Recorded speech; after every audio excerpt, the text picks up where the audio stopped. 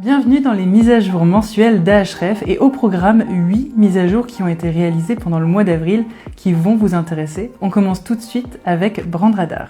D'abord, il y a un nouveau modèle IA qu'on peut suivre sur BrandRadar, c'est Grok en plus de ChatGPT et d'autres modèles IA. Vous pouvez le suivre dans les prompts d'Ahref, mais également dans les prompts personnalisés de votre choix. Ensuite, le rapport page citée a fait l'objet d'une refonte majeure.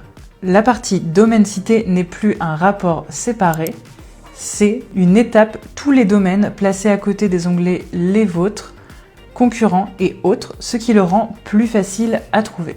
Mais le plus grand changement en termes d'ergonomie vient de la façon dont nous avons structuré les citations en entonnoir.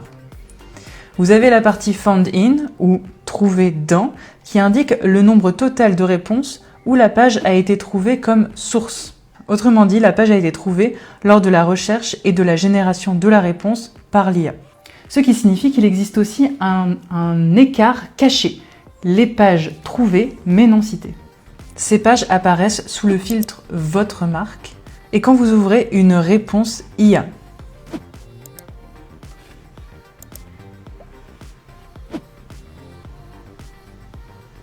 Autre information, le graphique propose désormais deux modes. Une courbe pleine pour le nombre total de réponses où la page a été trouvée et une courbe pointillée pour les réponses où elle a été citée.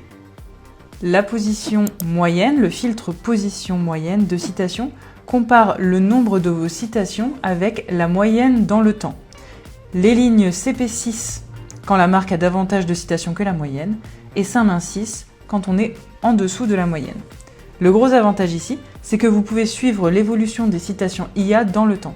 C'est une avancée majeure pour le suivi des tendances de visibilité historique au lieu de comparer les vues instantanées côte à côte. À noter, ces fonctionnalités s'appliquent uniquement aux modèles de chatbot. Les Google AI Overviews et le mode IA n'ont pas de position dans leurs citations, ils conservent donc les anciennes vues. Une des fonctionnalités les plus utilisées d'Ahref est également concernée par les mises à jour, c'est Site Explorer. Un nouveau rapport position organique permet de voir toutes les URL classées pour vos mots-clés organiques. C'est similaire à la vue calendrier, mais ce dernier n'affiche que les positions avec des mouvements quotidiens, tandis que position organique les affiche toutes. Les graphiques et les tableaux peuvent bien sûr être exportés. Il y a également un nouveau rapport appelé Page explorée qui affiche toutes les pages crawlées par le bot d'Ahref, triées par la dernière tentative de crawl, donc celle la plus récente. C'est utile pour repérer les problèmes de crawl, découvrir de nouvelles pages concurrentes avant qu'elles ne se positionnent, et auditer ce qui est réellement découvert et ce qui est ignoré. Il y a aussi des nouveautés Keywords Explorer. Keywords Explorer dispose maintenant d'un graphique affichant le volume de recherche total historique pour plusieurs mots-clés. Pratique pour surveiller la saisonnalité ou suivre la demande à l'échelle d'une niche.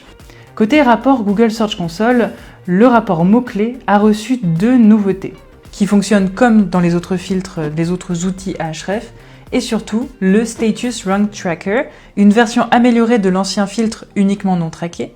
En plus d'isoler les mots-clés non suivis, ce nouveau filtre permet aussi de visualiser les mots-clés les plus suivis, pour vérifier facilement leurs indicateurs Google Search Console. Par ailleurs, les Google Search Console Insights sont désormais visibles dans les portfolios. Si vous gérez plusieurs propriétés Google Search Console, par exemple des domaines spécifiques à un pays, différentes marques ou alors des sections d'un même domaine, vous pouvez suivre la performance combinée depuis un tableau unique. Et maintenant, on passe à la fonctionnalité Social Media Manager. Le rapport vue d'ensemble vient d'être entièrement repensé. Au lieu d'un simple graphique d'abonnés, vous obtenez désormais un aperçu complet de la santé de vos réseaux sociaux pour votre marque. En haut, des statistiques rapides, les posts publiés, l'engagement total, les abonnés en plus, le taux d'engagement moyen, avec des deltas par période et un filtre de plage de date. Vous voyez également les canaux connectés, les chaînes, qui affiche le nombre total d'abonnés avec les deltas de croissance et le statut de connexion et du token par chaîne. Les posts à venir affichent vos 5 prochains posts programmés sans quitter la vue d'ensemble. Et enfin, les meilleures publications par vue met en avant les contenus qui captent le plus l'attention. Je passe aux mises à jour API. La grande nouvelle, à la demande générale, nous avons augmenté les limites API sur tous les plans payants.